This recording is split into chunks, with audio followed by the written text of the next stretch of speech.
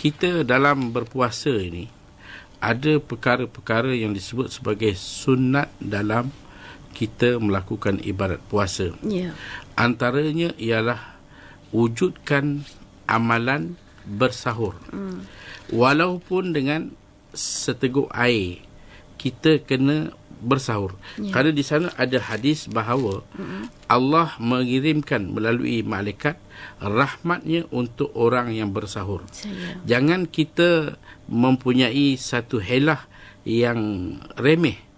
Kerana kita malas bangun, kita sayangkan tidur kita, kebetulan besok pula hari cuti, jadi kita tak bangun sahur. Kerana kita rasa kita dah kenyang, kebetulan lepas tarawih makan dah banyak, nak bangun pula tak ada selera. Ini selalu berlaku di akhir-akhir Ramadan. Orang dah hilang selera makan. Jadi mereka tak bangun sahur. Maka ini merugikan. Kita kena bangun. Kerana dalam bangun sahur itulah keberkatannya yang kita akan dapat. Dan inilah yang membezakan puasa kita dengan puasa ahli kitab.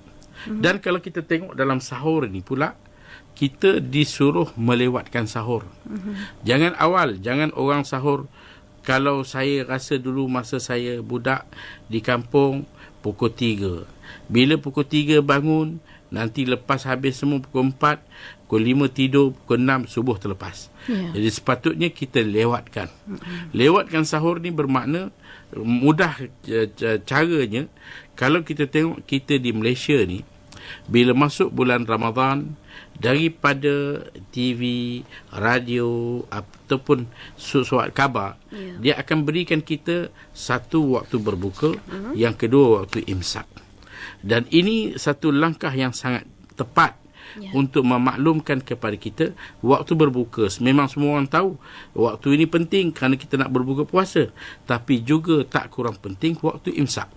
Kerana waktu imsak ni untuk kita di Malaysia ni, kita ada waktu imsak untuk kita berikan satu pengawasan masa yang terbaik. Kalau kita kata di jalan raya lah, kita ada lampu isyarat. Kita ada hijau, kita ada merah, kita ada kuning. Maka hijaunya ialah sebelum imsak. Merahnya ialah selepas imsak.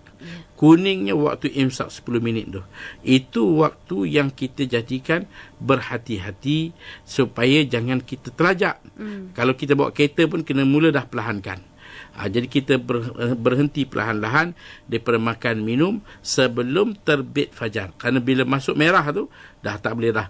Jangan sampai nanti azan berkumandang, dalam mulut kita ada makanan, kita telan makanan, batal puasa kita. Maka penat kita puasa dengan mana puasa kita tidak menjadi. Sebab itu kalau kita boleh ingat dengan warna lampu ini yang memberikan isyarat bahawa kita perlu menjaga jangan sampai terbabas. Maka kita makanlah sebelum imsak.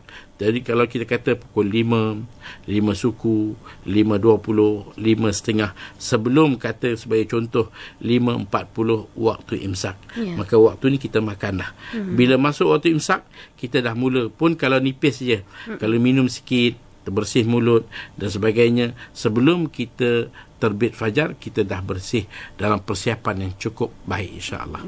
Bagaimana keadaan kalau terlewat bangun Ustaz tapi belum dengar azan subuh lagi? Masihkah boleh? Waktunya mungkin antara imsak tu dah dekat dah Ustaz. Bolehkah lagi bersahur?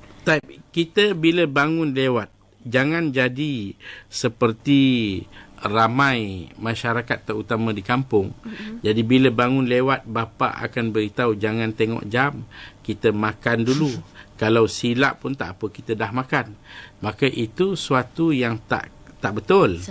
Kerana dalam kita nak puasa ni, kita ada dua perbuatan yang nampak sama tetapi berbeza. Satu ialah terlupa. Terlupa memang puasa kita tak batal. Kalau banyak mana pun kita makan, satu periuk habis, terlupa, puasa tak batal. Tapi ada lagi satu keadaan yang membatalkan, iaitu tersilap. Tersilap tengok jam, sangka waktu masih ada. Kita makan-makan, rupanya waktu dah habis. Tersilap ini membuatkan puasa kita batal. Macam tu juga dengan kita berbuka. Ingat waktu dah masuk, dah boleh kita makan, rupanya belum boleh lagi. Maka kesilapan ini membuatkan puasa kita batal dan kita berhadapan dengan satu kerugian yang besar. Ya.